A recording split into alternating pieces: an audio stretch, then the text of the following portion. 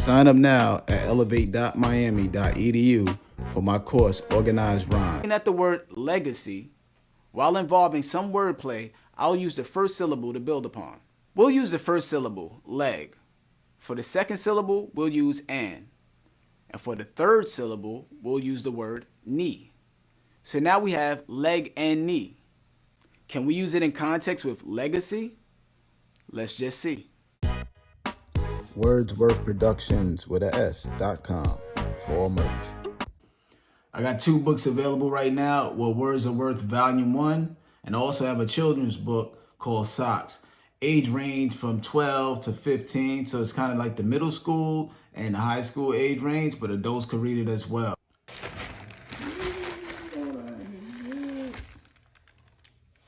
Yeah, that Boom Bap Review, Volume 7, 2025.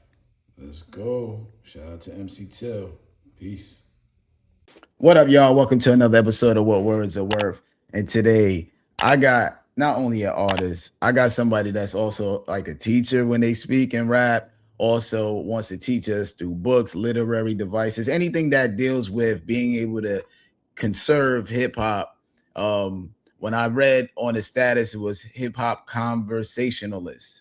I felt like it should say hip-hop conservational, whatever, with the conservationalist, right? Because he's been able to, preserve and conserve hip-hop in its raw, purest form with great opinions, great analysis, also knows about everything going on in hip-hop.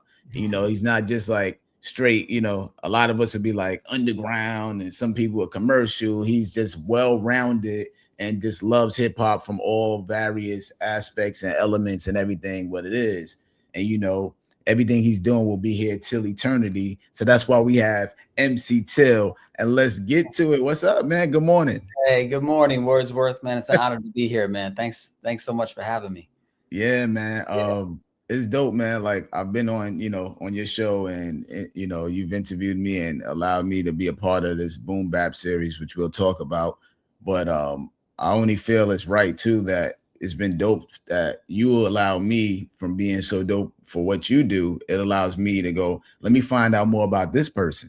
And, I get to go look back. I went to watch, you rapping. Now I'm going to tell you what's so wild because we're going to get into writing stuff too. But let me tell you what's crazy, right? I'm watching it and I'm like, yeah, this reminds me of like some Wu-Tang stuff, right? What you rhyming. Yeah, because the style you were doing. This older song, and you would just like rhyme. It felt like an Inspector Deck delivery to me. Wow. Okay. Thank you, man. Yeah, I don't. It's what song is it? It's a song when you just like kind of like. All right, so expect that to be like Bama Homily, Akates, Akalis, Homily, the Power Streets. You got a flow on one of your songs when you do that. It's man. I'm super curious to know which one that is, but that's okay. I can go back and tell you it's an older song. I'll turn my phone on and tell you which one. All my songs are older songs because I've been doing more writing recently. So I hear that flow because when I listen to everybody's influenced by somebody. You know what I'm saying? So you hear like morsels and pieces. So I hear that flow and I go, that sounds a little Wu-Tang-ish there. And then I go up and I see Wu-Tang tribute. So I said, there we go. Yes. So, because sometimes we even sound like people that we're influenced by, but we don't think we do. That makes sense? You know what I'm saying? Yeah. So I'm gonna tell you what video was with the flow too. I think that was my man Vibe One. I think I did the beat on that one. This one is MC Till and Wonder Brown. Oh, okay. Get down. Get down. Yes. So you know that flow I'm talking about? Yeah, I do. Yeah, I see. Yeah. Get down, man. That was some fun times. All right, so now you know what I'm saying because the delivery on it is just, and I was like, so I heard that, and then I go, it sounds like that. Then I look up, I see a tribute. So I think there's some influence there that you may have not. We like that. We're like that. Yeah, because I always think native tongues like Q-Tip is more my influence, and how you say that, it's like I can see because I love Wu-Tang. I can see that too. So, yeah. So it's good, man. It's good that I like. That's the first thing I thought of though, and then I looked up and I said that's crazy. So man, I appreciate you being here. Good morning. And let's get into, one of the main reasons we're on here is the Boom Bap review, and you actually have the new book coming out, right? Yeah, it's out. Oh, it's out. My bad. Oh, it's Yeah. out. Yes, y'all. It's out right now. Fresh. And boombapreview.com. So I have, just for those out there, I got several issues of it too. This right here is it's very chronological for people out there that love hip hop. It's very chronological. It's about albums that you should listen to. It's also about albums that you may have missed a lot of times too. For me, I'm reading it and it's stuff that I missed. But why did you want to do this, and how hard is it to do? Because you got to listen to a lot of albums. I can't listen to all these albums. People dropping 3 albums a month. So yeah, tell me about why'd you do it, and then like the process of doing this book. Yeah, so I've just tried a lot of things, in my life.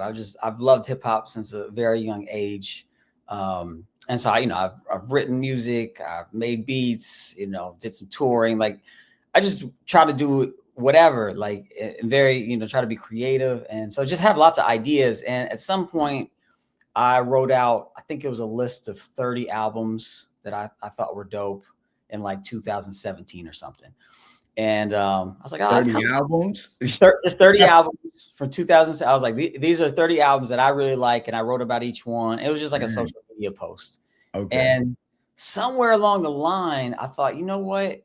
It'd be cool to you remember The Source had the sneak preview in the back of the magazine. Yeah. And then there were some websites, some hip hop sites that would tell you like when albums were coming out. And I used to stay on those sites, see when my favorite artist was dropping. Yeah. And those kind of went away, and I couldn't find it anymore. And so I thought it'd be dope to do, to be that source, to be the source of here's when new music is dropping. And so I tried that for a while. I tried to figure out when new albums were dropping. But the problem was albums were just dropping right and left with very little promo. And I was like, I can't figure out what's coming out. So I thought the next best thing I can do is listen to what comes out and then recommend here's the 5 best albums for the week or for the month or whatever. So I started doing that for a while. And after a few months, I had a nice little list, and I was like, you know what, we could put this in book form. So I called my man, Michael Stover, and my man, Bo Brown, who both do a lot of hip hop stuff with me. And I was like, hey, what do you guys think about doing a book? And they loved it. And they're like, let's do it. And we didn't know how to do it. We didn't, but we just, that's kind of the hip hop way. You just jump in and figure it out as you go. Yeah. And so that's what we did. And so, the hardest part now, because we've kind of, the format has changed this year. Yeah. Rather than writing a lot of reviews ourselves and a lot of reflections, we're putting more space in the book for artists to write their own reflections. Like you did with your album with Stu Bangers, which is a dope, very dope piece.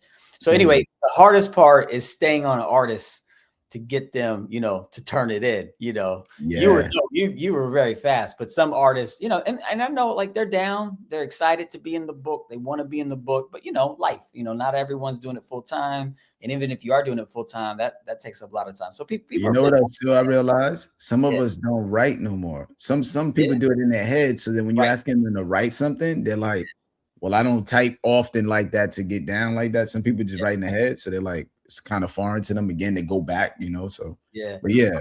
Which is cool, because even that had turned into another feature in the book, because there were a few artists who were like, we want to do it, but we're not really sure what to do.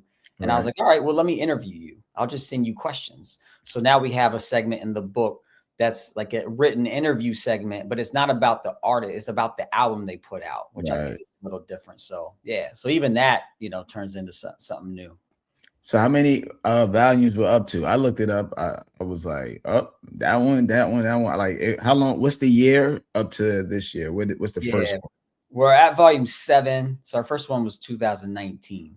So we're at volume 7 right now. So these are annual, every year. Yeah. And then one of the books you threw up there, the Native Tongues Review, we're getting to a place where we want to put out an additional book every year, which is like a deep dive into, a part of hip hop that we love, like the Native Tongues. We're working on a book right now about Raucous, the Raucous Records days.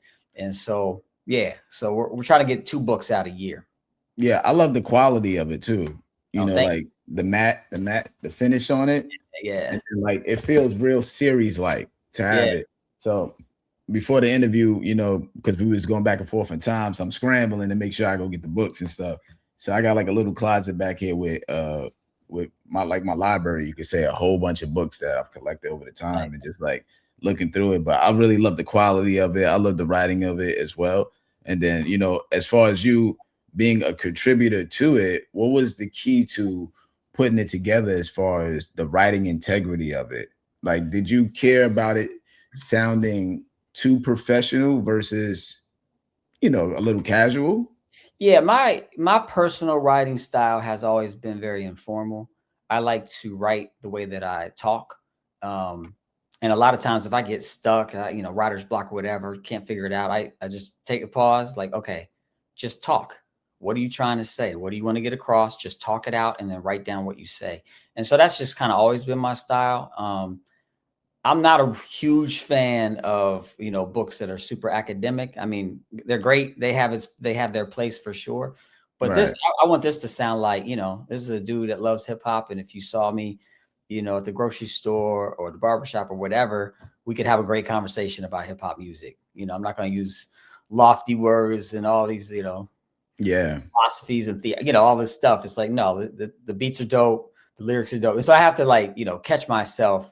Don't just say dope all the time, you know, don't just say raw. So I have to catch myself to find creative ways to say things, but in ways that, you know, are not lofty. So yeah, so that's my writing style, just kind of how I talk. And then the artists, we, you know, now that we have such a big segment in the book about, you know, for the artists to reflect on their own music, to write Yeah. their own liner notes, we really want them to just, you know, uncensored, to just let them write in their own tone. So you'll see in this new edition when it arrives, like there's some artists that you can tell they love to write and they wrote a lot. And there's other artists you can tell like they're phenomenal lyricists, but writing is not their thing. So Yeah. they kind of give it to you raw. And like that's what we want. We want people to experience the artist for who the artist is. And I think that comes through, you know, in our new book. Yeah. I think what's key about that as well is we're not getting people's perspective. Like, you know, one of the reasons why I like writing books and I like reading what you're doing is because going through education and just hearing people sometimes like see I seen people did a book about Nas's album. Like they did a book about Nas's album, but it sometimes they can misconstrue what Nas said. And so Yeah. I like, you know what I'm saying? I like the fact that you're getting the artist so that way you can be like, there's no mistakes what they meant. This is what Right. they meant. Because Yeah. sometimes, you know what I'm saying? It could be a double entendre and we're like, oh, he meant that, this and that. And it's not that. Right. Um, Exactly. so Yeah. I like that approach with what you're doing. But let's start from the beginning, man. So the origin of your name, where you're Yeah. from, Yeah. everything. Let's So go. I'm originally from Evansville, Indiana. I've been in Cincinnati now for over 20 years. So, you know, this feels like home. And, you know, as kids, just my brother, you know, in the Midwest, hip hop was kind of, you know, passing through.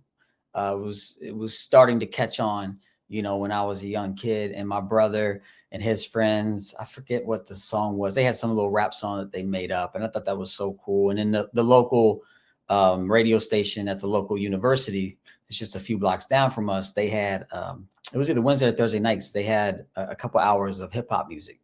And we came across that. I think we had one radio in the house at the time. Well, maybe my sister was older. She probably had a radio, but we had one little radio in my mom and dad's room. And I remember listening to that hip hop show, just like kind of mesmerized, like, whoa, what is this Yeah. music?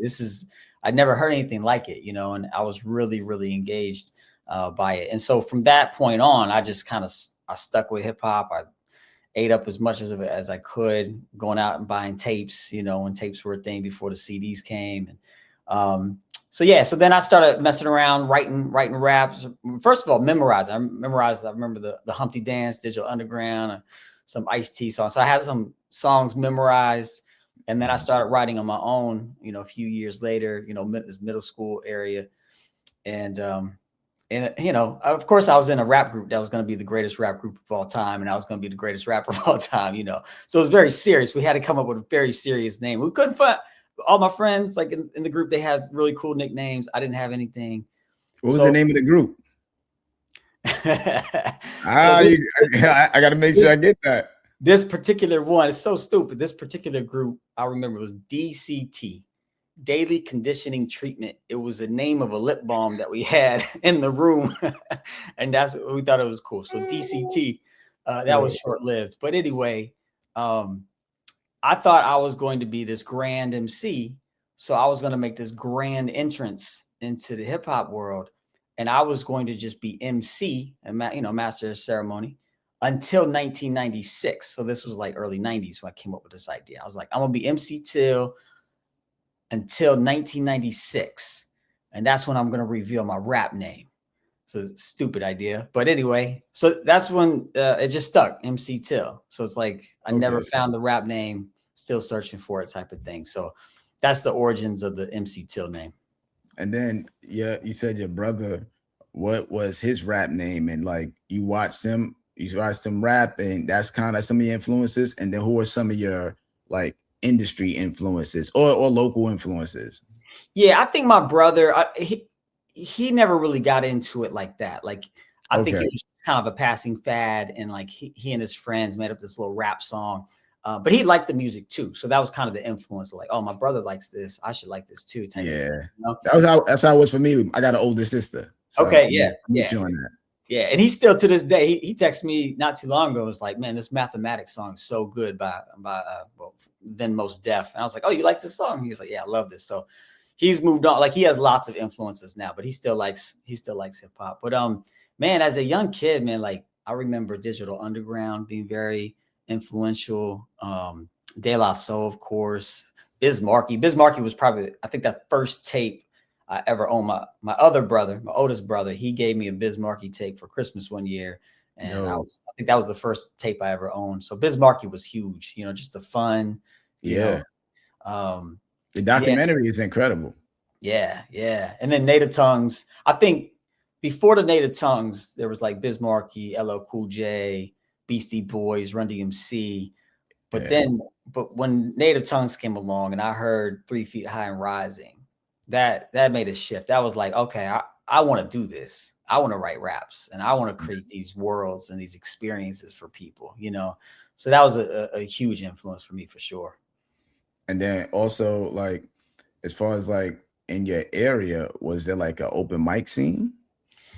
Yeah, like start getting them waves out there to be like, establishing your name. Yeah, as when I was really young, getting into it, middle school, that type of thing, there wasn't a lot that I was aware of.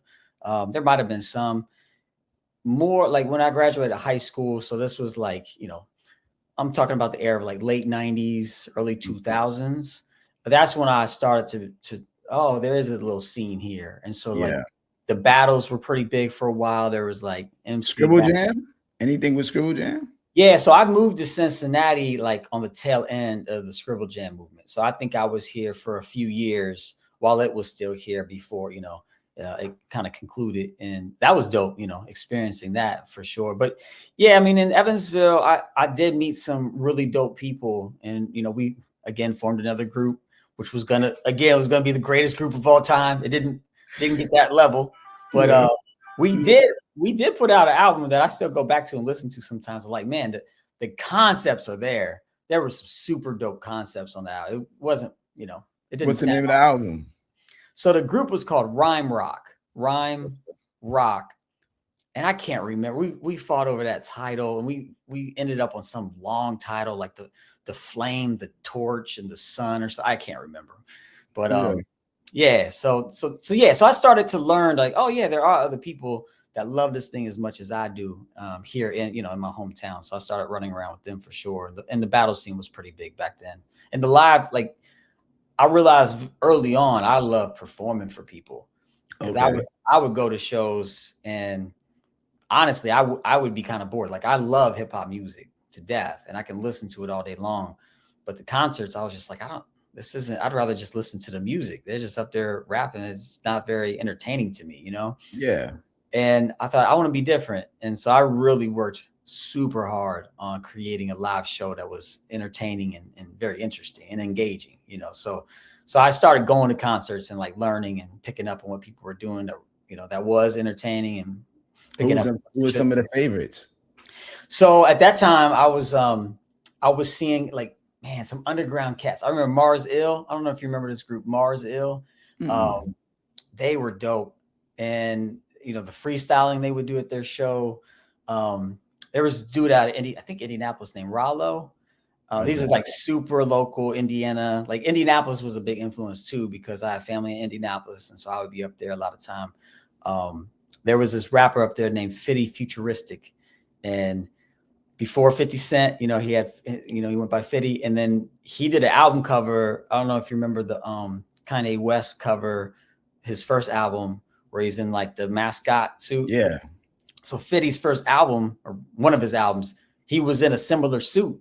And this was like way before Kanye. So we often joke that Kanye bit his style. But Fitty Futuristic was another one, kind of took me under his wing, you know, showed me some things. But then as I went to like artists that were really, really doing it on a massive scale, I remember seeing Jurassic 5 live. I mean, me too. Man, they really inspired me. Here in Cincinnati, locally, I always talk about the Watusi tribe. They're a local group, kind of almost like a Wu-Tang type group, a lot of members. But the thing about the Watusi tribe is they put on a show like no other. I mean, it's choreographed, their movements, their words, like nothing is done unintentionally. They're really, really dope group. So I remember going to this open mic night in Cincinnati when I first moved over here. And I got up there, I did my little thing, and I was like, man, I killed it. I was feeling myself. And then a few acts later, Watusi was like, you know, the featured guest for the night. And they went on and they killed it. So I went home, got my comb out, practiced in front of the mirror. I was like, I got to be better. Then, you know, seeing the greats like KRS-One. I remember seeing him, seeing De La Soul.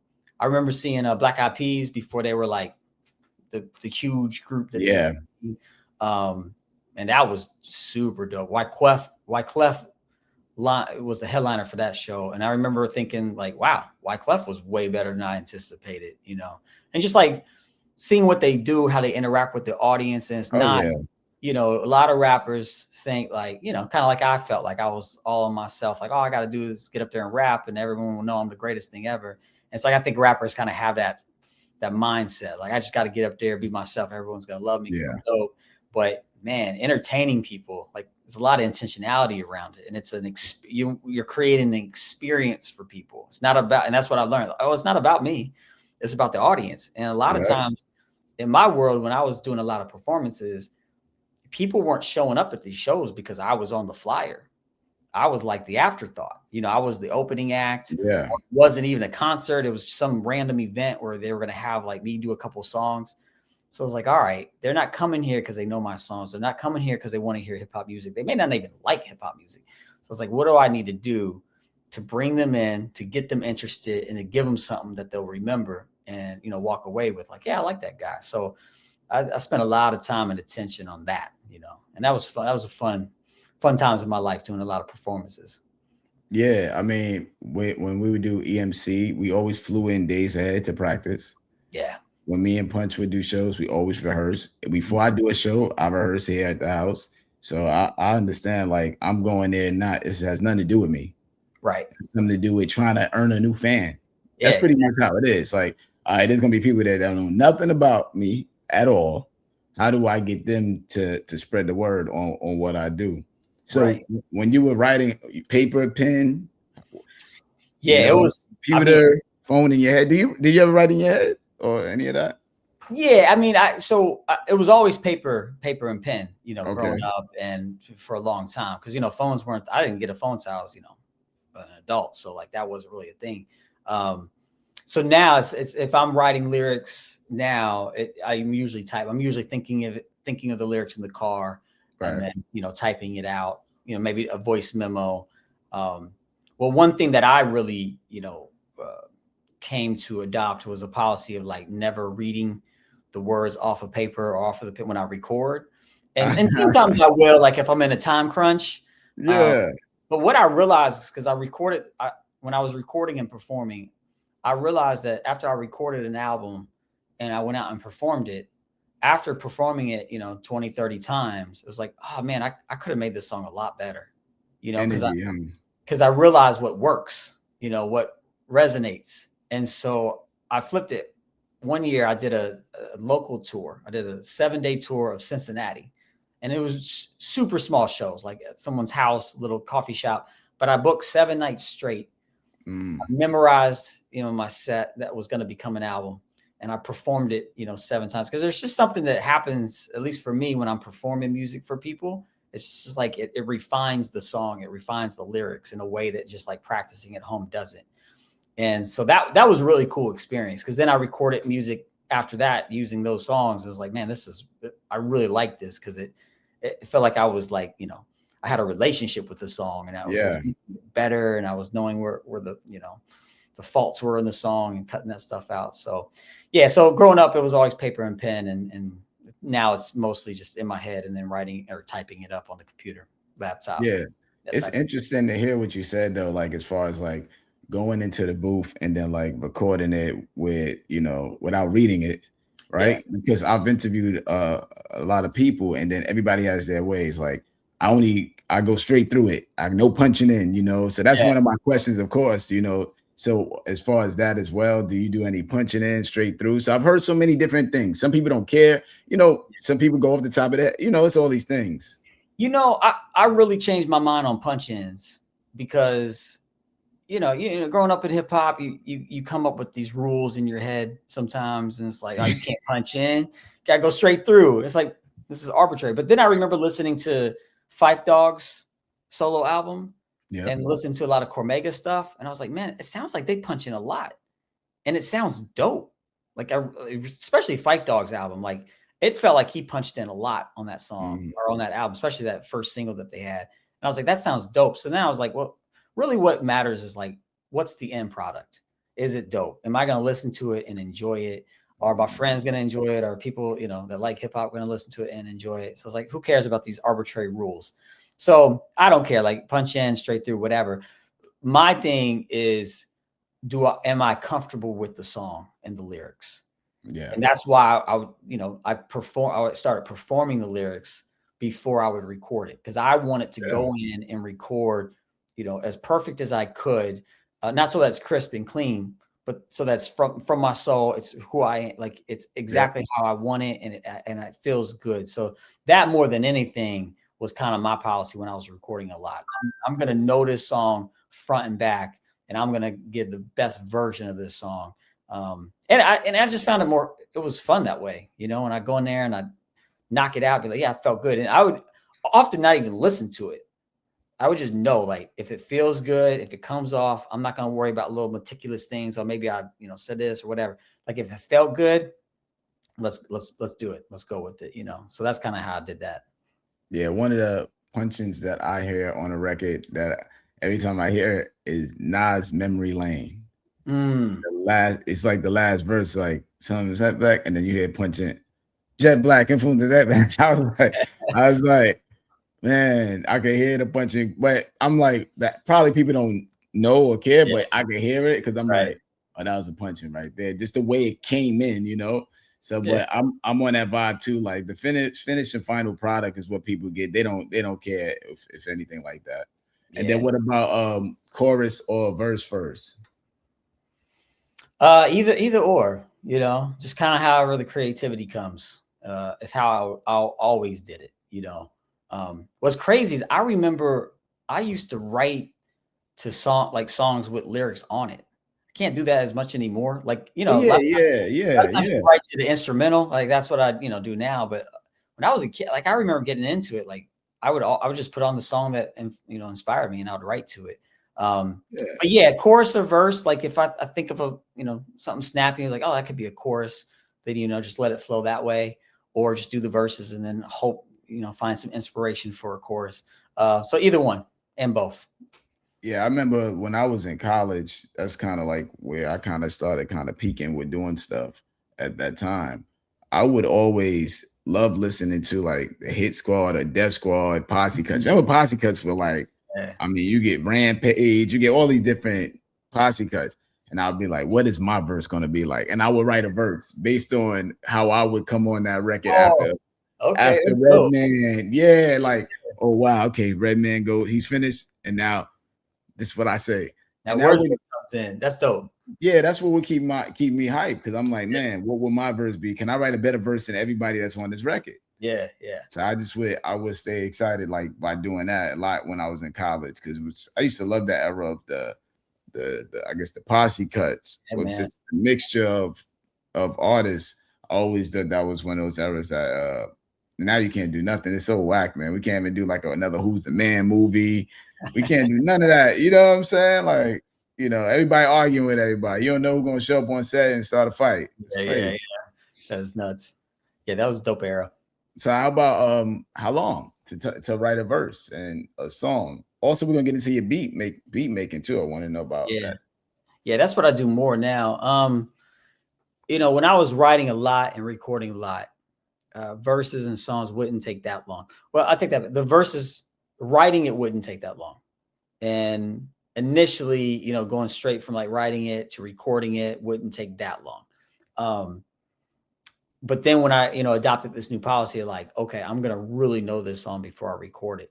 That's what took time, you know, coming up with, you know, memorizing. It takes me a while to memorize stuff. So like going over it every day, you know, 7 times, like just over and over, and then performing it. So that all took time. But the actual writing a verse or recording the song when it was ready to go, that used to not take much time at all. Now I find like inspiration just doesn't come as much. And for a while I was like frustrated, like, oh man, you know, what's wrong with me, whatever. But this was around the time I was writing these books, you know, and I was going to ask that. I was going to ask, did the books help with that? Yeah. And I was writing more. And so then I just realized like, no, the creativity never went away. It's just how it's coming out has changed, you know, it just kind of has changed to something else. So I was like, all right, cool. I can relax, you know. Now beat making, so writing books and making beats is what I've been on, you know, for the past, I don't know, 5-6 years for sure. Much more than writing and recording. But yeah, beats, man, it really depends. You know, I'll catch some inspiration and like, it just feels divine. Like everything just flows and the beat is pretty much done in, you know, 15-20 minutes. And then there's other times where it's like, oh, it's there. I know it. I kind of have the vague concept and the inspiration, but it takes a little longer, you know, might take a few hours to, you know, finally get there. So that really just varies. And that's one of the things I love about beat making. It's like, there's not a beat right now, but then I sit down and like an hour later, 2 hours later, there's this new creation in the world that did not exist before. Amazing. It's amazing, man. And I know it's the same way with writing a verse, but it just hits different for me when it's a beat.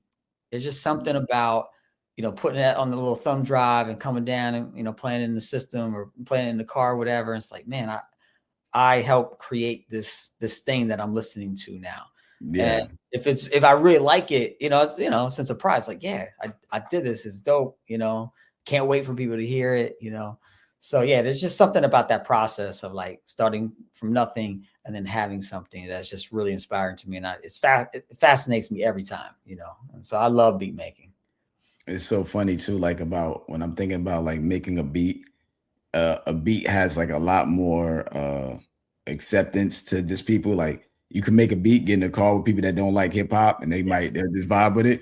You get in the call and you got a verse, they'll be like, I don't want to hear this. You know, you could yeah. You know, because some people ain't into rap like that, but beats are just like very universal.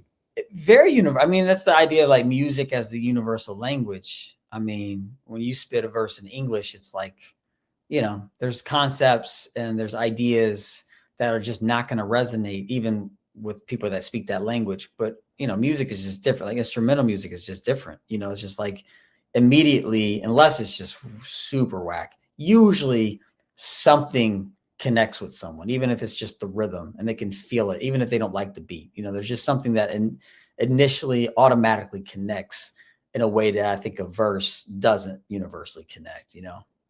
So what about when you're making the beats? Are you using drums or no drums? What is your opinion on that style that's out now, you know? Yeah, I don't hate on any styles. I mean, you know, do you go where the inspiration takes you? I like beats, you know, with with drums. You know, I kind of grew up in that really hard, you know, boom bap. I mean, that's what we do, boom bap, you know. So really full drums. So that's my preference. Now there are some hip hop, you know, albums and songs that come out that, you know, either they turn down the drums or the drums are, you know, real soft or not even there, that I like. But 9 times out of 10, I'm going to prefer, you know, the music with drums. I really like drums, and the break beats especially. I love chopping up break beats, layering break beats, you know, seeing how many different break beats I can put in one song. And so, yeah, so that combination of break beats and really full break beats. So like, even if they're chopped up, or even if you can tell it's a break beat, but then like you add your own drums to make it sound fuller or whatever, more modern, whatever.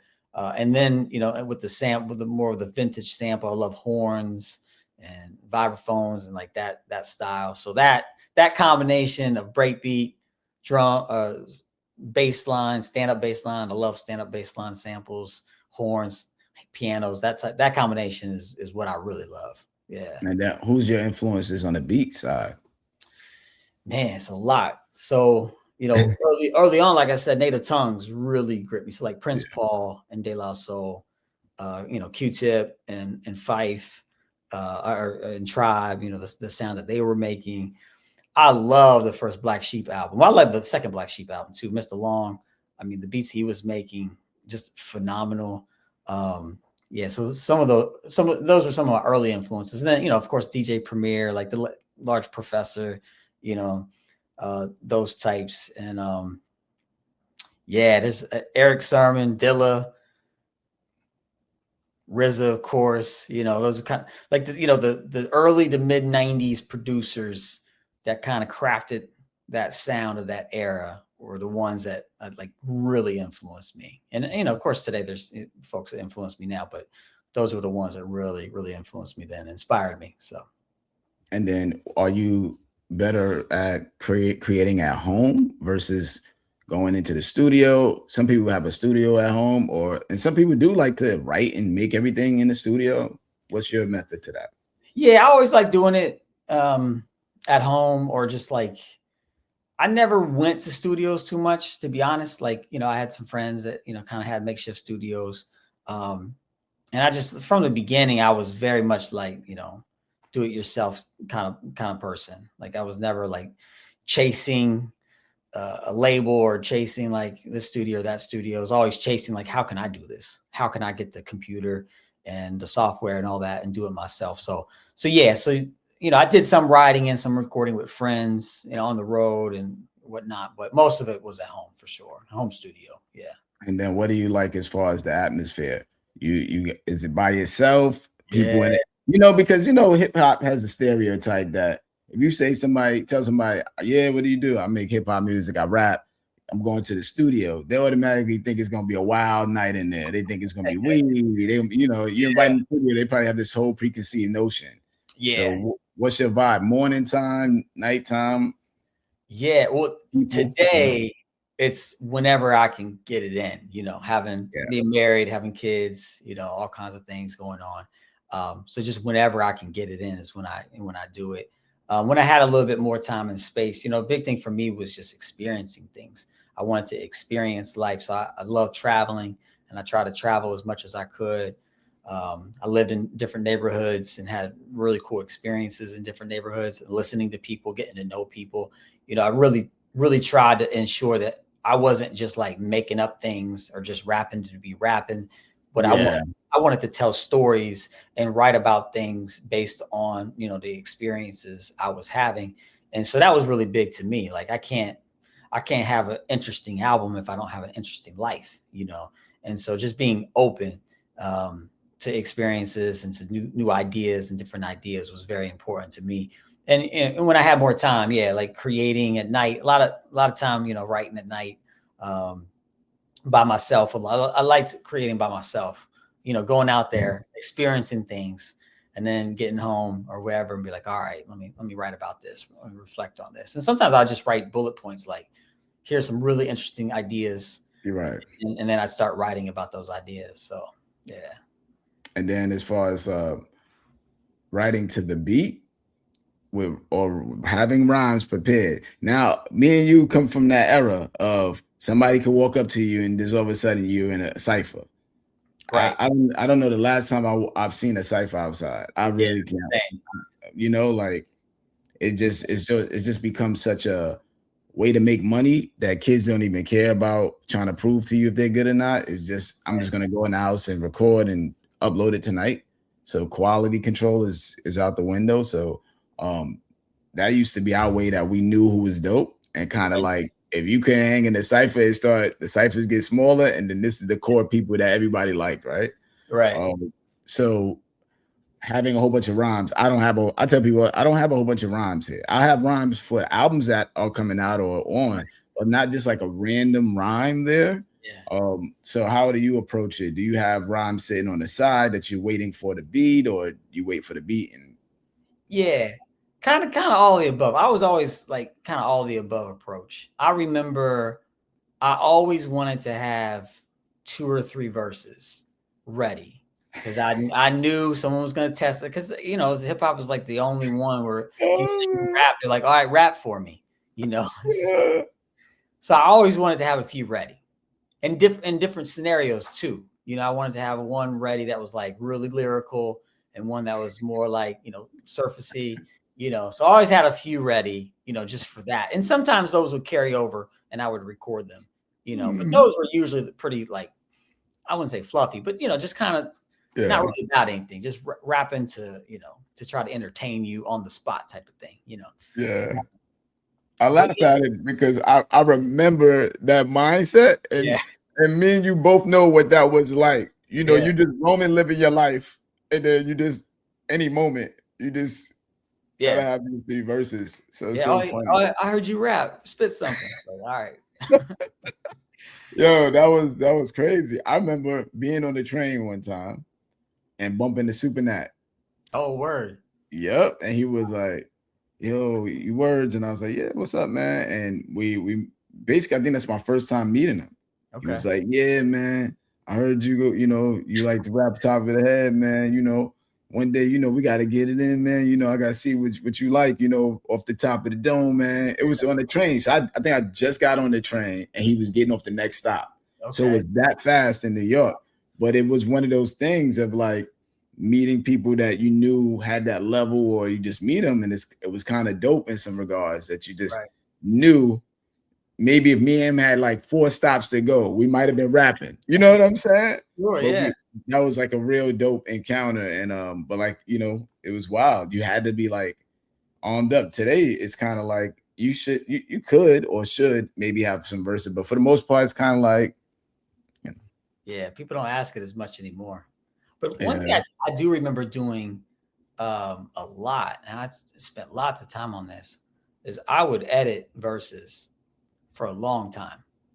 I would listen, like sometimes I'd write to the beat, you know, sometimes I'd have a kind of free flow verse, but then I would listen to the beat and I would rap it, and I would just keep on rapping it, and I would get real technical, and I'd have like little, you know, connotations on my paper of like, all right, where is this word's going to hit on the snare, this word's going to hit, you know, here, and I have like these connotations.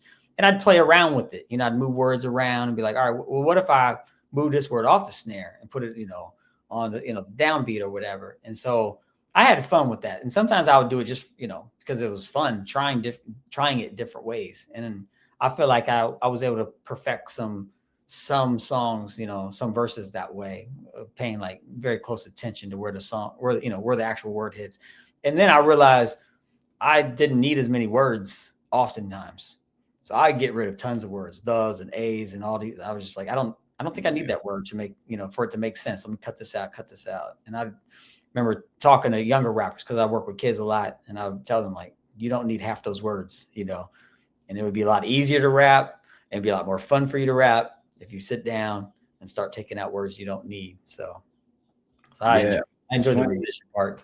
It's funny you said that, because what you just said, I'm like lit up like a light bulb from it, because Superstition does the same thing. Oh yeah. Okay. He would say he puts the word where the snare is.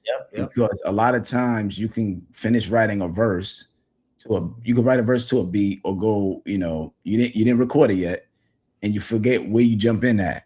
Right. Yeah. You forget, am I jumping in on the snare? Do I jump in after the kick start and then I start?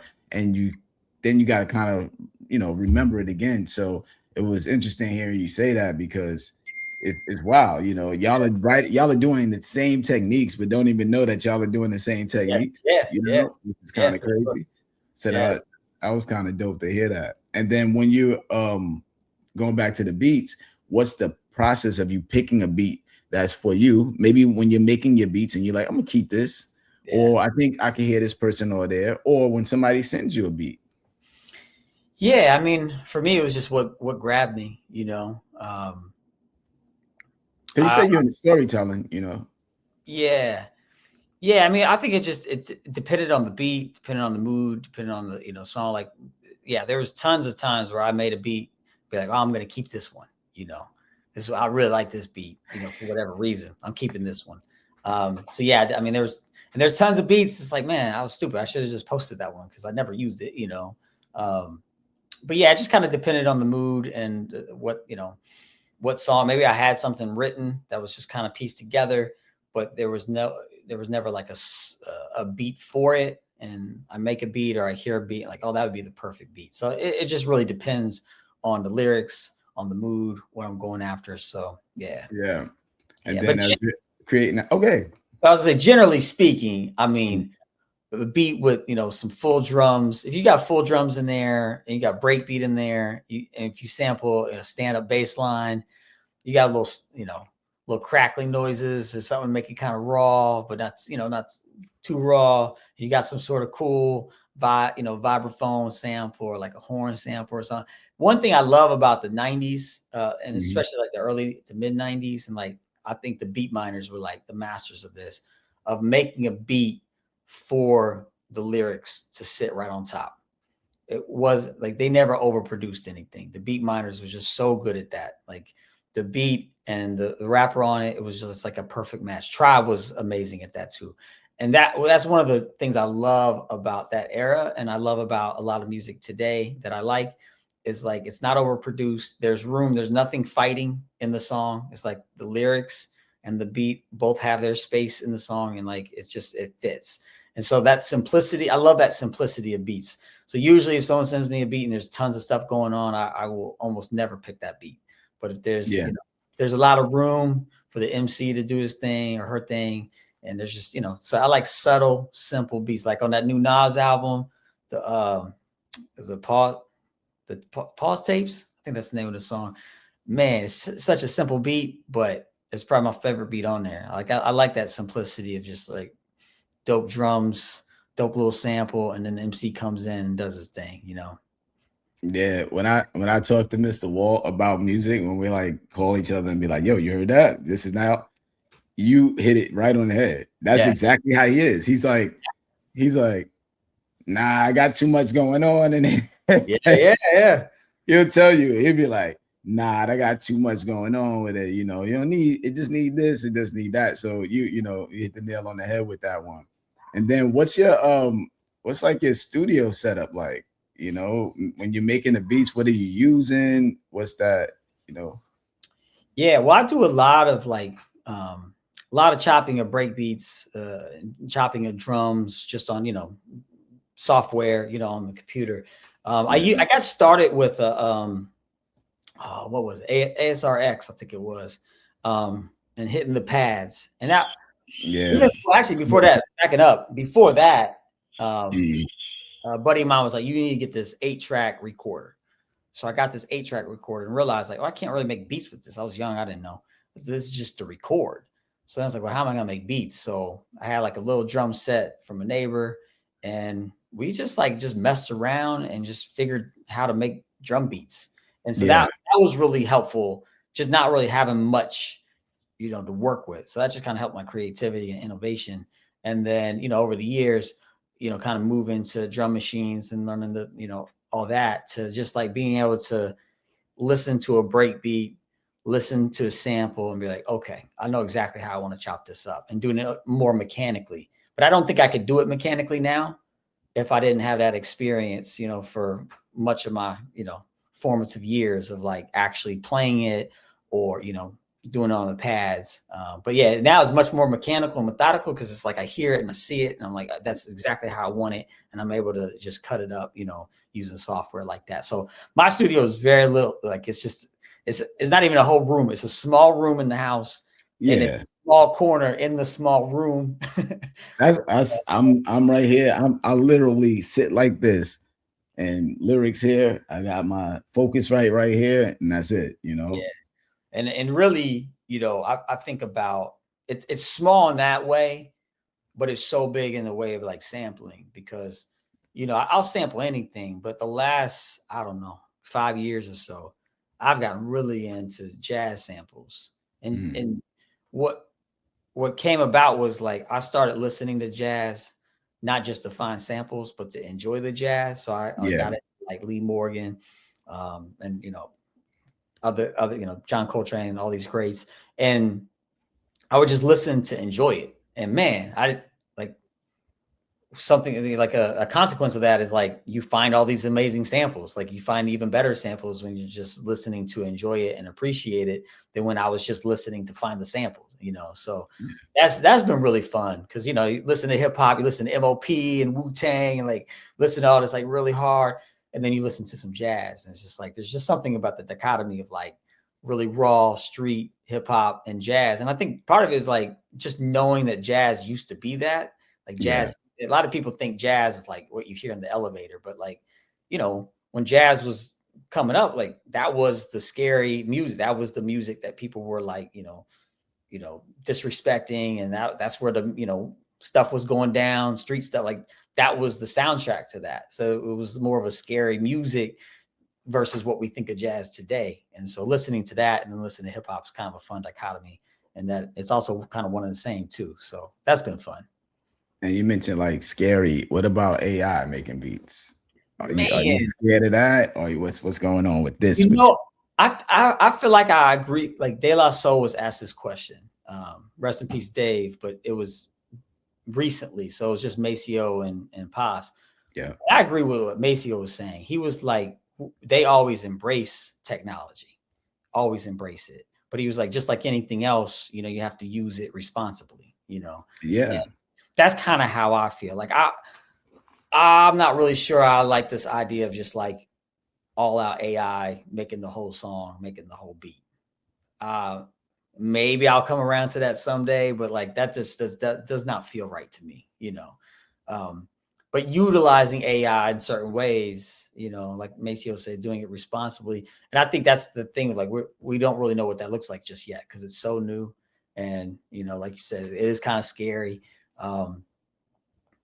And like, you know, like I said earlier, I'm going to contradict myself, you know, as long as the song is dope, that's the end product is what is important. Right.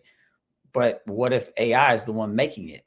Do I still believe that? I don't know if I do anymore, you know, because I think more than making something dope, you know, for me and everybody's hip hop, like all the guys that, you know, and the crew that I have to help with the books and all the stuff we do, like we're very big on community.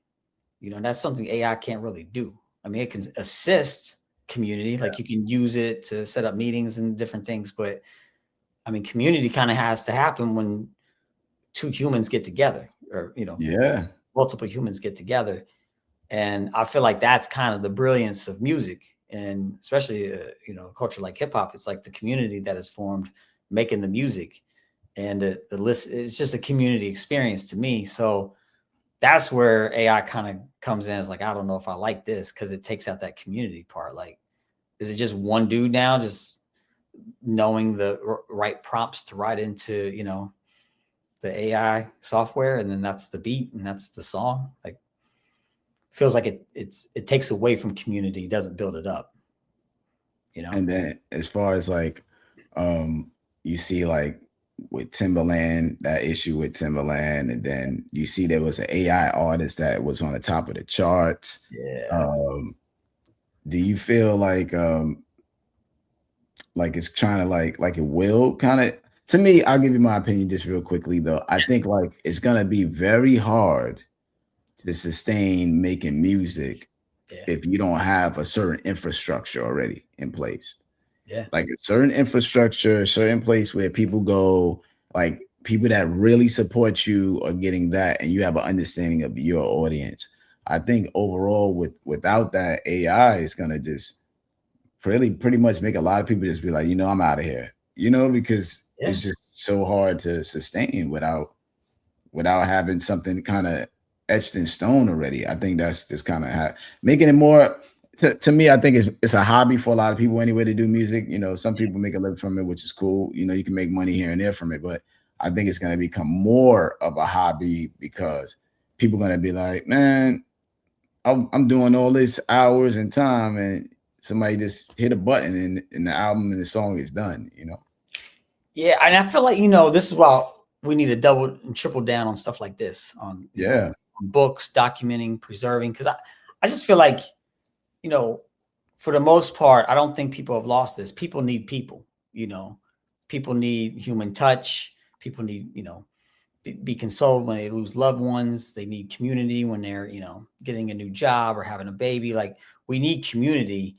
We need each other, and I think people enjoy when someone has this great success, has this album that's really good. I think people naturally want to celebrate that. Yeah, there's haters and whatnot, but when your friend is doing well, like, you want to celebrate that. And when we document that, it gives more people the opportunity to celebrate it and say, oh yeah, this is dope. I heard this MC on a Wordsworth album. I didn't know he had his own album. That's dope.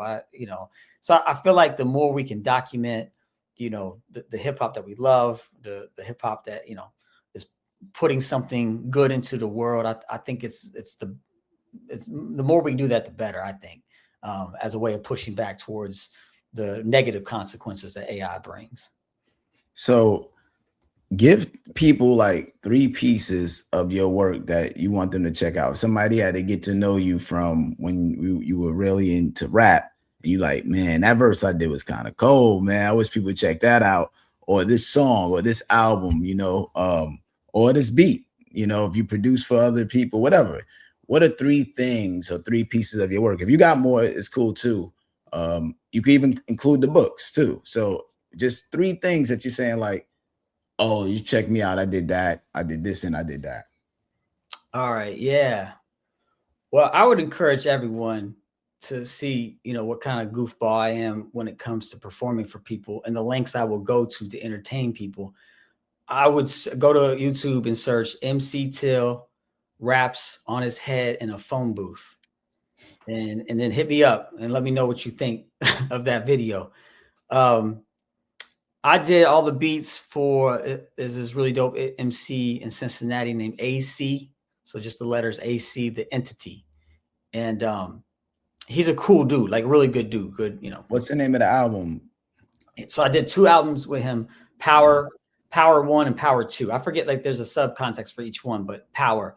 And the second one, especially, like, I think the first one's dope too, but the second one especially, I did all the beats for both of those. And I feel like those beats, I'm really proud of those beats. So if you're like, yo, what do you do on the beats? Go listen to those 2 albums. AC, the entity, I feel like what really gravitated me towards him. One, he's just dope. He's in Cincinnati. I would see him out and about. We have mutual friends and whatnot. But when I started hearing him rhyming, he reminded me of Paz from De La Soul, Paz the Noose. He just has this kind of orthodox way. The rhyme doesn't always hit, at the end of each line perfectly. It just kind of meanders around the beat, and there's the rhyme. It's just right. He has a really dope way of flowing. So yeah, I did the beats for those albums. Power by AC the Entity, MC Till. That's it's all the streaming platforms. And then I would actually say the newest book. I know artists are always plugging like the newest thing, but for a very specific reason. Like I said, this is our thickest book. Yeah, it's pretty thick compared to our other ones. But like I said earlier, we have a lot of artists that wrote reviews for their own albums, liner notes for their own albums. So there's like over 40 of them in here. And we interviewed Kev Brown and Ken Starr and DJ John Doe about their album, Anti Lily and Hi John about their album. So we interviewed folks about their albums. The liner notes are in there. And of course, we have over 100 albums that we recommend that we think are dope. to listen to. So, but because of that liner notes section, BoomBapReview.com, right? BoomBapReview.com. It's also a lot of people opt to get it on Amazon because it's dope. fast, easy. So you can get it at BoomBapReview.com. You can get all our books there. Right now, BoomBapReview.com takes you to our Bandcamp page with all our books. So you can pick it up there. And yeah, and always hit me up. If people are out there, it's like, man, I want all your books. Time is hard, you know, can I get a deal? It's like, yes, we own this. This isn't a corporation. This is a crew that owns this. We want to get this out to the world. So we do deals all the time. So if you need it, having hard times, hit us up. We'll make it work. So yeah, I think what you're doing is necessary, because I talk to a lot of people, and then being in education, I'm like, you know, hip hop is being documented like a lot now, a lot. I mean, it's a national holiday, like all these things with it, right? So people are kind of like taking it in high regard. But also, eventually, there's going to be, if not already in the library, a section of hip hop artists, hip hop literary books. Like literally, you're going to have a section of based just on hip hop books, authors, and these will be in there. And these will all be lined up on a shelf. Yep. People will go into the library and be like, oh, okay, let me check this out. Oh, wow, let me go back to that year. Yeah. These are the albums that I should check out for that year. Right. So man, this is so much, to me, it's ahead of its time. It's actually ahead of its time. I think, you know, as dope as it is, the impact of it is gonna be like so like eternal. Yeah, man. Because people are gonna want to know what was, if I type it now, what are the hottest albums of that?